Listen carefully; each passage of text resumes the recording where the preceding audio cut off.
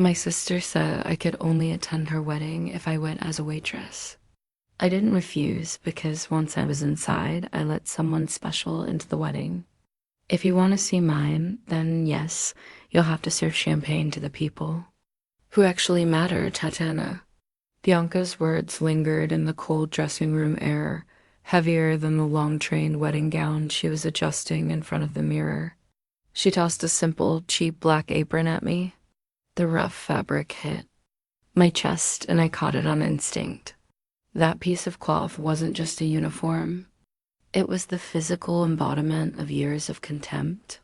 Bianca always had everything: the beauty, our parents' approval before they passed away, and now full control of the family company. And I was just the sister who didn't have a mind for business, the one who should stay in the shadows. Are you serious? I asked, a bitter taste rising in my mouth. I'm your only sister. You want me to work at your wedding? Bianca turned, her perfect, cruel smile drawn across her red-painted lips. Look at you, Tatiana. You don't have a single dress suitable for an event of this scale. Our guests are investors, high society people. I don't want you standing around in your simple clothes, ruining the aesthetics of the party. As a waitress, at least you'll be useful. And the uniform hides your lack of any other day and any other life. I would have thrown that apron on the floor. I would have walked out of that mansion and never looked back. Pride burned inside my chest, urging me to scream, to tell her how selfish and small she was being. But I didn't. My fingers tightened around the apron, but my face stayed calm. All right, I said, with a steadiness that made Bianca raise a surprised eyebrow. If that's what I need to do to be there, I'll do it. Great, she replied, turning back to admire herself in the mirror, instantly losing interest in me. Try not to spill anything on anyone important. I left the room and walked into the hallway, my heart pounding, not from humiliation, but from adrenaline. Bianca thought she had won, that she had put me in my rightful place. What she didn't know was that the apron was exactly the disguise I needed. She thought I was accepting submission, but I was accepting a mission. The truth is that 3 days earlier, everything had changed. I had gone to the company headquarters to sign some routine inheritance papers. Bianca wasn't there. She was busy doing food tastings for the wedding. While I waited in her office, I noticed an old tablet we used to monitor security cameras and shared files blinking on the glass desk. Curiosity, or maybe fate, made me tap the screen. No password. Bianca was always careless with digital security, believing no one would dare touch her things. The messaging app was open, and what I read made my blood run cold. The messages were from a contact saved as Eternal Love. It was her fiancé, or at least that's what I thought. But when I scrolled up, I saw photos. Photos of the new prototypes, projects our engineering team had spent years developing. They were the future of our company, the only thing keeping it afloat in a brutal market. But the conversation wasn't romantic. I got the code to the main vault.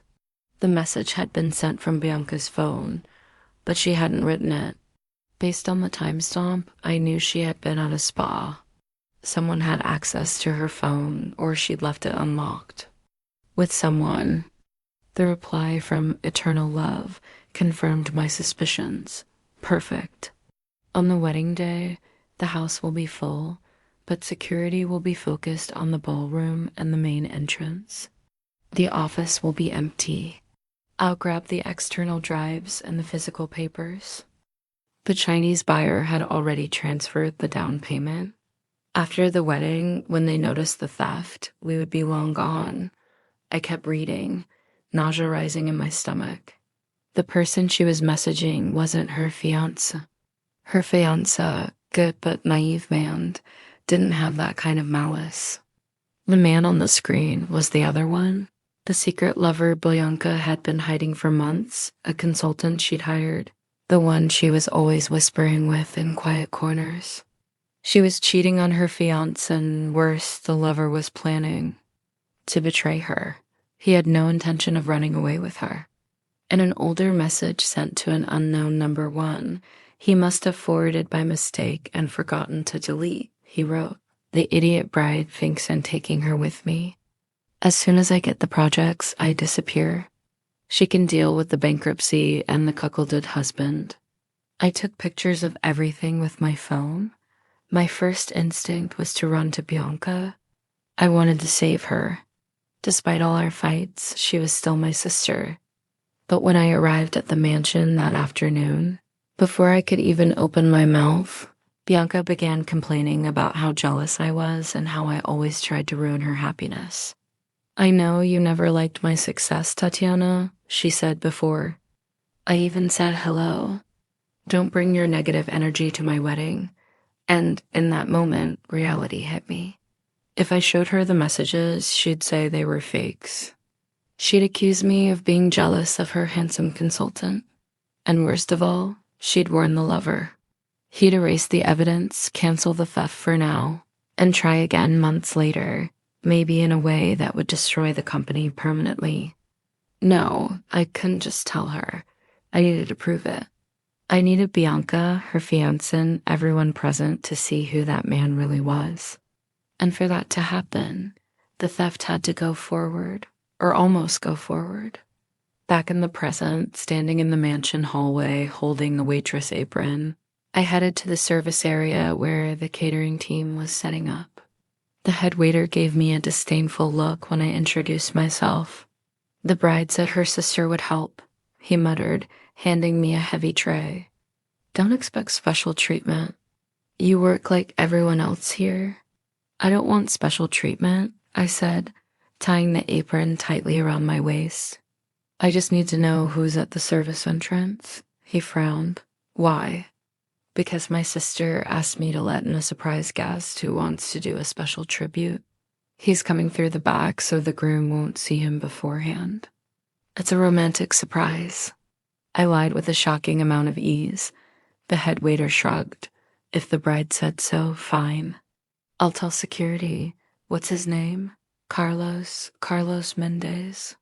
That was the lover's name, the man who would destroy my parents' legacy if I wasn't smarter than him. "All right, I'll notify them. Now take this tray. Guests are arriving." I took a deep breath and straightened my posture. I wasn't a waitress, I was the guardian of that house, the protector of a legacy my sister was willing to throw away for a blind, destructive infatuation. I walked toward the main hall where soft music was already playing. The luxury was overwhelming. White flowers covered every surface. Crystals sparkled under the enormous chandeliers.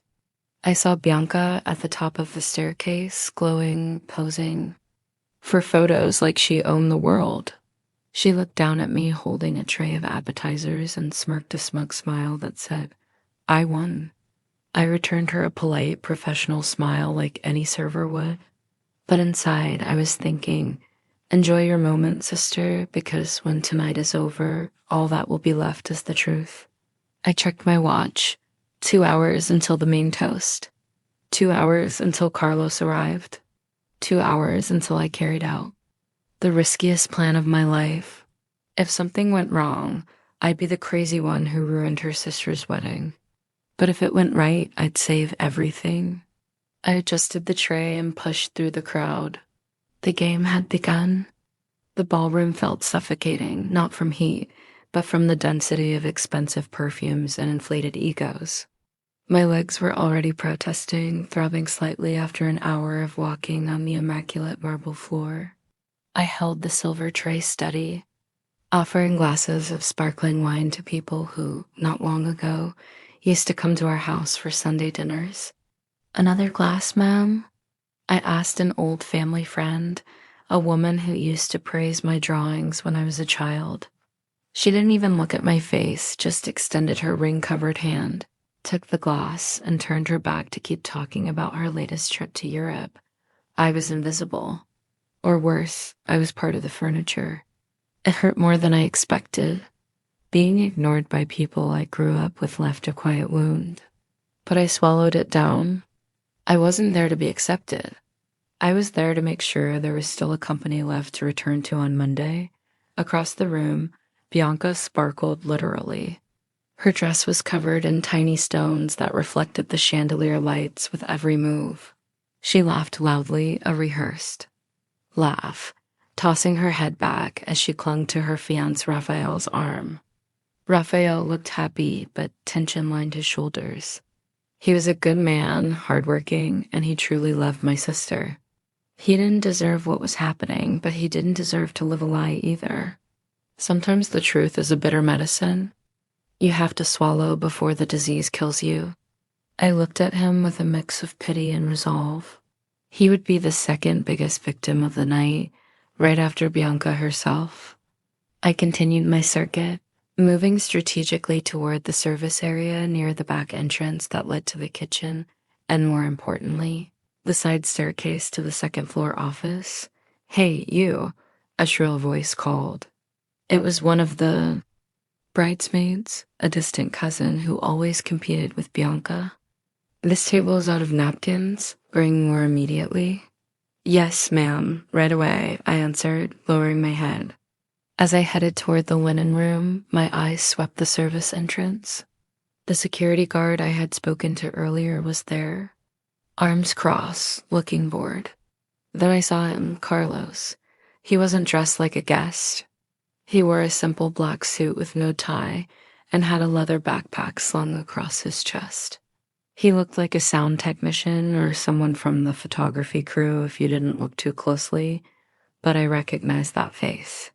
It was the same face smiling in the photos I'd seen on the tablet, the same face that called my sister an idiot behind her back. He hesitated at the door. The security guard stepped forward, blocking the way. My heart stopped for a moment. If the guard rejected him now, my plan would fail. The theft wouldn't happen, but Carlos would escape and try again later, maybe. Under worse circumstances, I needed him to get inside. I needed him to put his hands on the files. From where I stood, pretending to straighten a stack of towels, I watched the guard gesture. Carlos said something quickly, pointing toward the interior of the wedding. The guard frowned, checked the clipboard, and then nodded, stepping aside. I exhaled the breath I hadn't realized I was holding. The lie about the romantic surprise had worked. Carlos slipped inside quickly, hugging the walls. He knew the way. Bianca, blinded by love, must have described the layout of the house to him. He avoided the bright main hall and slid into the shadows toward the side staircase. I looked at the clock on the kitchen wall. It was time. The ceremony host stepped onto the small stage in the center of the hall. "Ladies and gentlemen," his voice echoed through the speakers, quieting the crowd. "May I have your attention for a moment? We will now begin the main toast to the bride and groom." It was perfect. The distraction Carlos had been waiting for. All the guests, waiters, and security turned toward the stage. The hall fell silent except for the host's voice and polite applause. No one was looking at the dark staircase in the corner, no one except me. I saw Carlos's silhouette, climbing the steps 2 at a time. He vanished into the second-floor hallway. Now it was just a matter of timing. He needed enough time to open the vault, which he already had the code for, and fill the backpack with the hard drives and project folders. If I moved too soon, he could claim he was only looking for the bathroom. If I waited too long, he'd escape through a window or alternate exit and vanish with my family's future. I counted silently, 1 minute, 2 minutes. In front of the crowd, Bianca took the microphone. "I just wanted to say that today is the happiest day of my life," she began, her voice trembling, with real emotion or fake. I couldn't tell anymore. Everything is perfect, exactly as I dreamed. The irony of those words almost made me laugh. Perfect. While she spoke, the man she believed loved her was upstairs stealing everything she owned. 3 minutes. I grabbed a new tray, this one filled with crystal glasses, the old, heavy kind. Grandma's heirloom pieces Bianca insisted on using to show off her status. They were expensive, irreplaceable, and perfect for what I needed to do. I walked toward the center of the ballroom, stopping at a spot where the acoustics would make the sound echo through the entire room. I was only a few feet from the bride and groom, but outside the glow of the main lights. 4 minutes. Carlos should have the backpack full by now. I took a deep breath, looked at Bianca one last time. She was smiling at Raphael. A pang of sadness hit me. That smile would vanish soon, but it had to. It was a surgical strike. Sometimes to save the patient, you have to break the bone. My fingers. Relax. It wasn't an accident. It was a calculated move. I let the tray go, gravity doing the rest. The sound was deafening. Crash. 30 crystal glasses, exploding against the marble floor, echoed like a gunshot in the enclosed hall. The reverberation was sharp, violent. Bianca's speech stopped instantly. The background music died. An absolute, chilling silence fell over the wedding. Hundreds of heads snapped toward me at the same time. I saw Bianca's expression twist from happiness to pure, unfiltered rage. She saw me standing among the glittering shards, hands empty, apron stained, with spilled champagne. "Tatiana," she screamed, her shrill voice slicing through the silence, completely forgetting her elegant bride persona. "You are incapable. You ruined my moment. Get out, now." Guests murmured in shock. Raphael looked mortified, trying to calm her with a hand on her arm, but she shoved him off. "I told you not to come. I told you you'd just embarrass me." She kept shouting as she stormed down the small stage steps toward me, face flushed red with fury. I didn't move. I didn't lower my head. I didn't apologize. I needed that silence. I needed every eye on me so no one would hear the hurried footsteps upstairs, the footsteps of a thief trying to escape.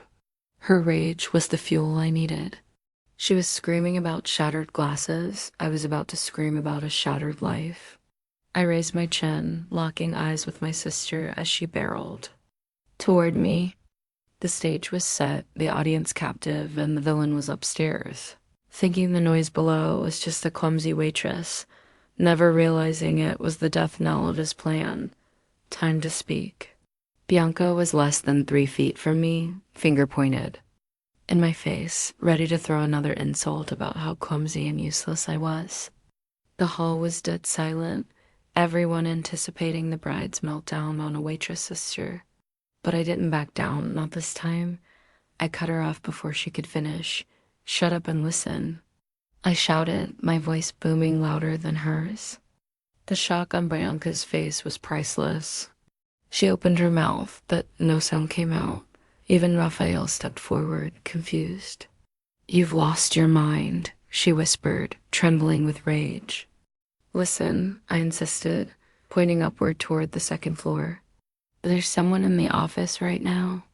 And at that exact moment, perfectly timed with the silence I had created, a muffled but unmistakable thud came from upstairs, the sound of something heavy falling on the wooden floor. Maybe Carlos had knocked over a chair in his rush. Raphael's eyes narrowed. He knew this house.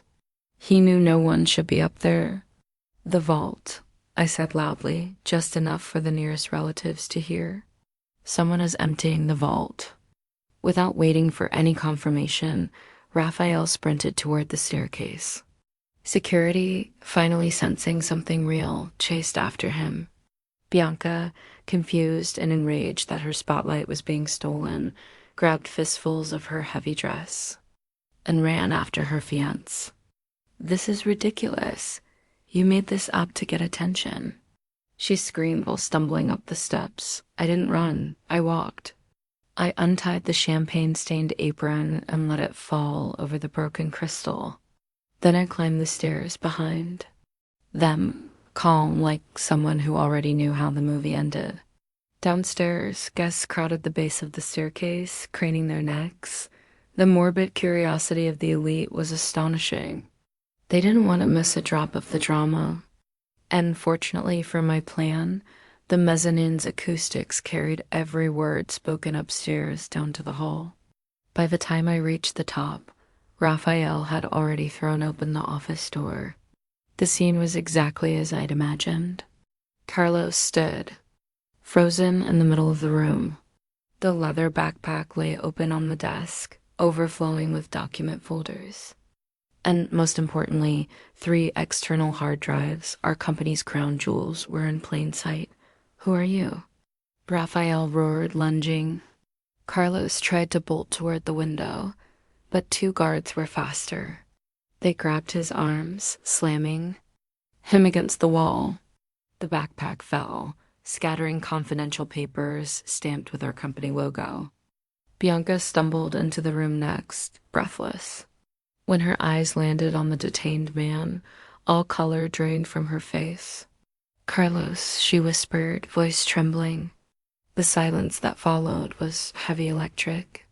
Raphael looked at the thief, then at Bianca, then at the thief again. "You know this man?" he asked, his voice dangerously calm. Realizing there was no escape, and that the police would be called anyway, Carlos let out a nervous laugh. He looked at Bianca with such vile contempt it chilled even me. He had no loyalty. Men like him never do. If he was going down, he'd drag everyone with him. Know her? Carlos mocked, trying to wrench free from the guard's grip. "Ask. Your fiancé who gave me the vault combination, Doc?" A wave of shocked gasps rose from downstairs. People were listening. "Liar," Bianca shrieked. She lunged to hit Carlos, but Raphael caught her arm. "He's lying. I've never seen this man in my life. He's a thief." "Oh, stop the theatrics, Bianca," Carlos barked, his voice echoing down the corridor and into the ballroom. "You've spent the last 3 months in my bed complaining about that idiot you call a fiancé. Said the wedding was just a contract, remember? That we'd take the money from the project sale and live in Europe." Rafa's world stopped. He let go of Bianca's arm like it was burning him. "What?" he asked, stunned. "Don't listen to him, love," Bianca sobbed, grabbing Raphael's hands. "He's making it all up. He's just trying to escape." "A thief who knows you have a birthmark on your left thigh," Carlos shot back, cruel and precise. "A thief who knows you hate the way Raphael laughs. You told me that last week at the hotel while we laughed at him." The humiliation was suffocating. I stood in the doorway, watching. Bianca turned toward me, eyes wide and desperate, searching for help for anything, but I only stared back coldly. "You reap what you sow, sister," Raphael looked at Bianca. The pain in his eyes was real, but disgust was quickly replacing it. He was a man of principles, and betrayal of that magnitude, public, brutal, was unforgivable. "The projects," Raphael said quietly, glancing at the spilled backpack. "You were going to steal your own family's company, your father's legacy, to run away with him?" "No, I didn't know about the theft," Bianca sobbed. And maybe that was the only true sentence she spoke that night. She really didn't know she would be robbed. She thought she was in control. But that didn't matter anymore. The affair alone was enough to destroy everything. "But you did know about the affair," Raphael said. It wasn't a question. Bianca didn't answer. Her silence was the final confirmation. Raphael placed a hand on his chest, tore off the boutonniere that matched Bianca's bouquet, and dropped it on the floor at her feet. "We're done," he said, voice steady despite the tears in his eyes. "The wedding, the merger, everything ends now." "Raphael, please." She screamed, collapsing to her knees and grabbing his legs. It was a pathetic scene. The untouchable, powerful woman now begging on the floor before the entire high society gathered below, horrified. Raphael yanked his leg free with a sharp pull. "Don't touch me." Raphael walked past me at the doorway. He paused for a moment, looked into my eyes, and saw that I wasn't surprised. Maybe he realized then that I had saved him from a life built on lies. Or maybe he was angry at me too for exposing everything the way I did. He didn't say anything, he just went down the stairs.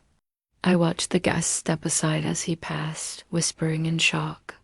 No one tried to stop him. I turned my attention back to the room. Carlos was smiling, a bitter, defeated kind of smile as the security guards handcuffed him with temporary plastic restraints. Bianca was on the floor, sobbing, her wedding dress spread around her like a puddle of spilled milk. She lifted her face. Her makeup was smeared, and when her eyes met mine, there was no arrogance, left only despair and hatred. You, she hissed. You knew. I walked into the room calmly and bent down to pick up the backpack with the hard drives. I checked. The contents. Everything was there. Our father's life's work saved by me. The waitress.